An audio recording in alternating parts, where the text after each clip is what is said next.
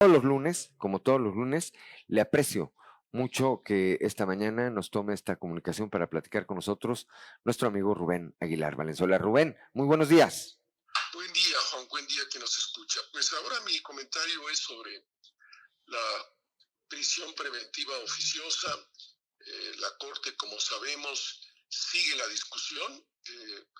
Se retiró la iniciativa del ministro ponente para seguir discutiendo, retomando los elementos que habían aportado otros de los magistrados, pero el tema sigue. Pero el fondo, y que probablemente poco sabemos en general, es pues qué está detrás de esto. Uno, pues básicamente todos los organismos internacionales de derechos humanos, de Naciones Unidas, organizaciones de la sociedad civil del mundo, México, pues se asume que prisión preventiva oficiosa es violatoria de los derechos humanos de las personas porque equivale por la vía de los hechos al arresto automático solo bajo una acusación sin reales pruebas, sin que realmente haya elementos para que ocurra la tal cosa, y en muchos de los casos, la gran mayoría de los casos, pues se podría llevar en la residencia privada el proceso. Al llegar a este gobierno, en 2019 se modificó la Constitución y se amplió a 20 delitos más que podrían ser objeto de prisión preventiva oficiosa, lo que elevó la prisión por este mecanismo. Se elevó del 30% del total de los presos en México al 42% en el año 2021. Y en 2022, el promedio en todo el año de presos fue de 225,628 presos en las cárceles mexicanas, que equivale a que cerca de 94,000 personas de esas 225,000 están por prisión preventiva oficiosa. Ha aumentado en particular el número de las mujeres. El total de la prisión preventiva oficiosa son 50.9%, el 51% son mujeres. Ha crecido el número de 44% que había antes hasta el 50.9%. Y pues resulta que, contra lo que uno pudiera imaginar, que esto es para que los delincuentes, grandes delincuentes, están en la cárcel por este mecanismo. Ningún gran delincuente está en la cárcel. Básicamente, esos 93,000, 94,000 personas hoy en prisión preventiva oficiosa son mujeres, la mitad de ellos, y todos pobres. Corresponden a la población pobre del país. En 6 de cada 10 de los casos, la persona que ahora está arrestada no tenía un ingreso mayor de 7,500 pesos, en que no alcanzaba los 2 salarios mínimos, y para duplicar la tragedia, eran personas que eran sustento de sus hogares, de manera tal que las personas, estas familias enteras, quedan sin, pues descubiertas en su sustento.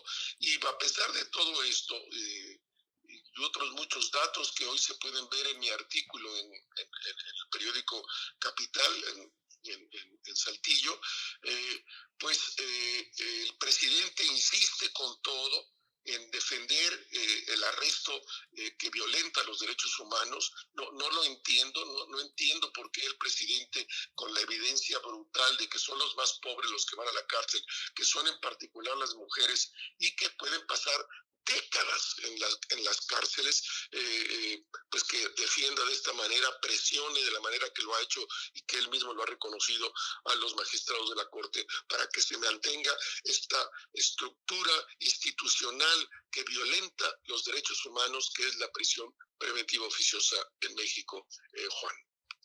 Dos apuntes, Rubén. Una de las cifras que me voy a permitir leer de este artículo que, como bien apuntas, se publica hoy en el periódico Capital, dice: desde 2000, los años de mayor registro de muertes de personas privadas de la libertad son 2020 y 2021. En estos 2 años, 1,859 personas privadas de la libertad perdieron la vida. De ellas, 510 estaban en prisión preventiva, es decir, 3 de cada 10 personas que fallecieron en estos años no tenían una sentencia. Qué terrible, y con cifras y con pruebas tan contundentes, coincido con lo que dices tú, el presidente, bueno, sigue aferrado en mantenerla. Y el otro apunte, por otro lado, Rubén, no hay un interés del presidente, más allá de toda esta generalidad que es brutal, de todos estos números, de que esta figura se mantenga para poder tener el control como lo tuvo con Rosario Robles y hoy lo tiene con Murillo Karam. Pues es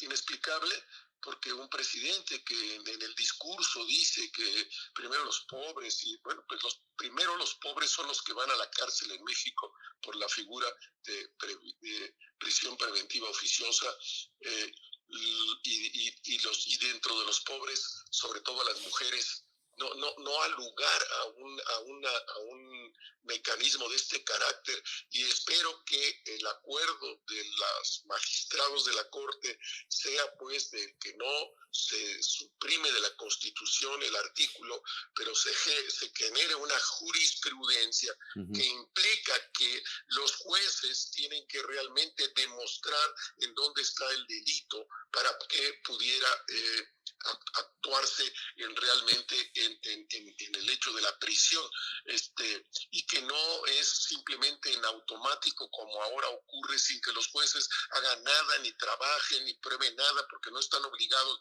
simplemente se aplica el mecanismo y se aplica en el caso del 41% de las personas encarceladas en México, que equivale a 93,227 presos bajo el mecanismo de prisión preventiva oficiosa, y puede haber gente que, de algunos de estos que tú mencionabas, que mueren sin nunca haber sido juzgados, simplemente fueron detenidos, llevados a la cárcel, es persona que no tiene posibilidad alguna, no tiene jueces, no tiene con qué pagar y se queda el resto de su vida. Es brutal en nuestro sistema penitenciario, y es brutal que el presidente defienda este mecanismo que daña básicamente a los pobres y en particular a las mujeres pobres, Juan.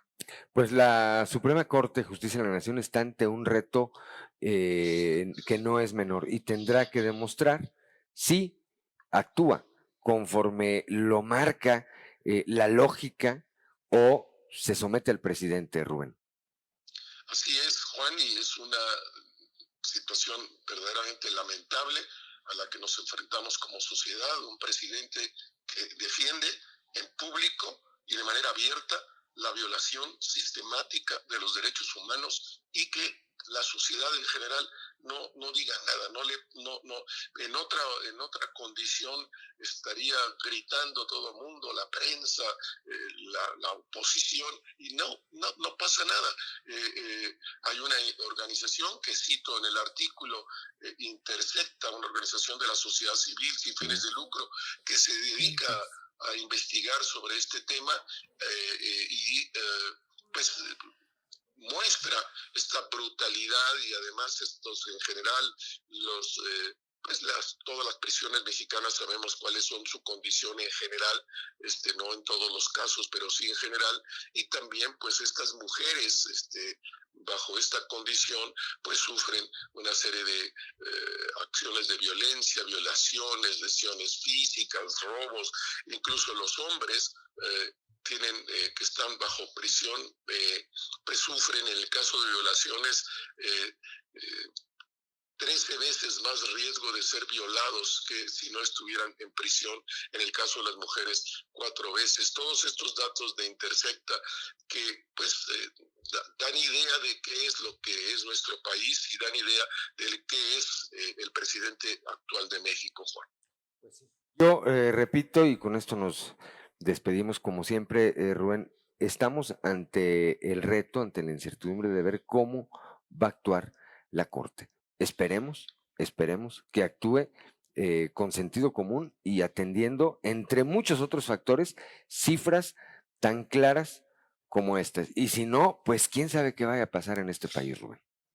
Y que actúe en la lógica de los tratados internacionales que nosotros mismos hemos firmado y que de acuerdo a las leyes mexicanas tienen el mismo nivel que la Constitución, que plantean que la prisión preventiva oficiosa, la prisión automática sin pruebas, viola con mucha claridad los derechos humanos de las personas, y eso es lo que deben de tener en cuenta los jueces a la hora de tomar una decisión respecto a esta figura que está en la Constitución y de la cual este gobierno pues ha abusado de manera fehaciente al ampliar en 19, 20 delitos para aplicar este mecanismo, Juan. Estaremos pendientes de ver qué ocurre. Por lo pronto, como todos los lunes, Rubén, te agradezco esta comunicación y te deseo que tengas un excelente inicio de semana. Igual, Juan, para ti, igual para todas aquellas y aquellos que nos escuchan. Buen día. Buen día. Gracias a nuestro amigo Rubén Aguilar Valenzuela. Cuando